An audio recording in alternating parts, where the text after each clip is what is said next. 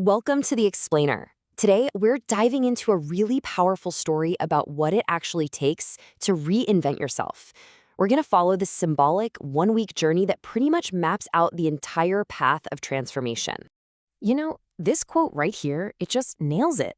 This whole story is about that exact moment when you finally realize the old ways of doing things are just holding you back. And you know you need to build something new, something solid in their place. That's the big question, isn't it? It's something a lot of us think about. So let's just jump in and follow this dreamer's week-long journey to see exactly how a massive shift like this actually happens. So, every transformation has to start somewhere, and it usually begins with the end of an old identity. And as we're about to see, letting go of who we were so we can become who we're meant to be, well, that's often the toughest part of all. Okay, so this is the absolute heart of the conflict. On one side, you've got the bus driver. It's that old identity, that feeling of being totally defined by the constant, heavy weight of taking care of everyone else's needs. The goal? To become the sovereign architect, someone who stops being a passenger and starts intentionally designing and building their own reality. But, a change this big is never just a clean break. Before our dreamer can move forward, he has to face all the stuff that's holding him back. Let's see how that goes. So picture this. He's sitting in this dimly lit airport lounge, He's all packed and ready for a new life, a new destination, but the plane never leaves the gate. The airport, which should be a place of transition, suddenly becomes a symbol of being completely stuck. And here's the kicker. Someone flat out tells him he's carrying heavy baggage. And no, we're not talking about literal suitcases here. It's his backup plan. All those old energies, those safety nets he just hasn't been able to let go of. It's that piece of the bus driver identity that keeps his transformation completely grounded. And wow, the dream is just packed with these symbols of being stuck. Seen those full bottles? It shows he's not getting rid of old energy. He's just putting it in storage. The blocked doorways are a super literal sign that he can't let things go. And that full training course? It's like his own mind is yelling at him, telling him he's stuck in a student mentality when he's supposed to be the teacher now. Okay, so next up, the dream throws him into this high-stakes boardroom, and you can just feel the pressure. Right away, he gets this overwhelming urge to solve everybody else's problems. That old bus driver identity's back, this time as the fixer. It's such a familiar trap, right? Getting your sense of worth by fixing things for others, even when it costs you.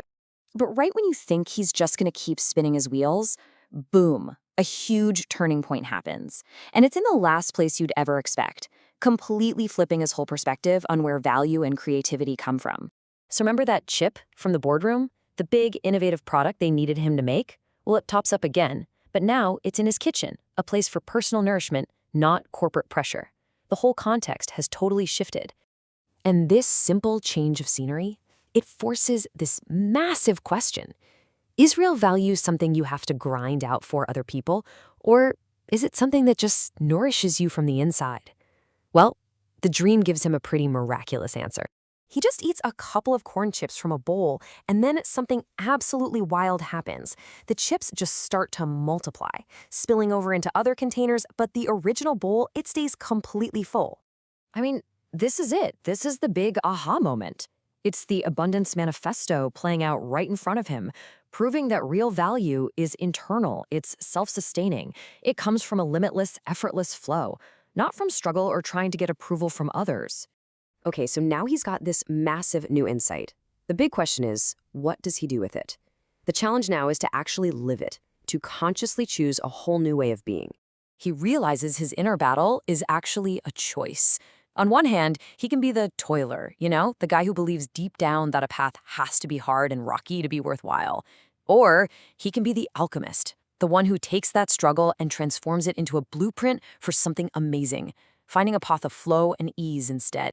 And all of this entire week, it's all been leading up to this one moment.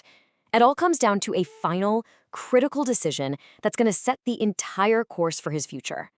So, he's standing at the bottom of a hill, and he sees three paths in front of him. There's the rocky road, which is that old, familiar way of struggle. There's a moderate path, kind of in the middle. But then there's the third one, the path of ease. That's the one that lines up with the lesson of the chips. It's the path of flow, the path of the alchemist. And that's where we leave him. He's had the revelation. He can see the choice laid out before him. So the real question is, will he finally let go of that heavy baggage and choose the alchemist's path of ease? Or is that old fixer habit going to drag him right back to the rocky road he knows so well? His final ascent is really just beginning.